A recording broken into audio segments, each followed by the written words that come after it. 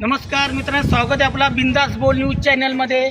पडग्याच्या जनतेच्या जवळ धरण असताना म्हणजे कोरड धरण असता उशाला आणि कोरड पडली घशाला अशी परिस्थिती पडग्याची जनतेची आहे। आणि पडग्यामध्ये आज अक्षरशः गढूळ पाणी पिण्यासाठी आलेलं आहे। आणि पडग्यामधल्या काही पडगा पंचशील नगर येथे ग्रामपंचायतीच्या माध्यमाने येणारं पाणी हे खूप मोठ्या प्रमाणात दूषित आणि गटारीचं पाणी या लोकांना इथे ग्रामपंचायतीच्या माध्यमाने दिलं जातं। सदर ग्रामपंचायतीला आम्ही या अनुषंगाने विनंती करतो की मागील काही वर्षापूर्वी पडगा ग्रामपंचायतीला फिल्टर प्लॅन्ट आला होता, पण काही कारणास्तव तो होऊ शकला नाही आणि नव्याने पडगा ग्रामपंचायतीची टाकी या ठिकाणी मंजूर झालेली आहे आणि बांधून तयार झालेली आहे।